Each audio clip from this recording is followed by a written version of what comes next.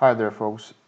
Here's your PPM 365 trial, and when you land on the home page, you'll see that my active projects page, and you will see some of these links on the left where you can see my projects, all projects, resources, and resource scheduling, as well as issues and risks that are relevant to those projects.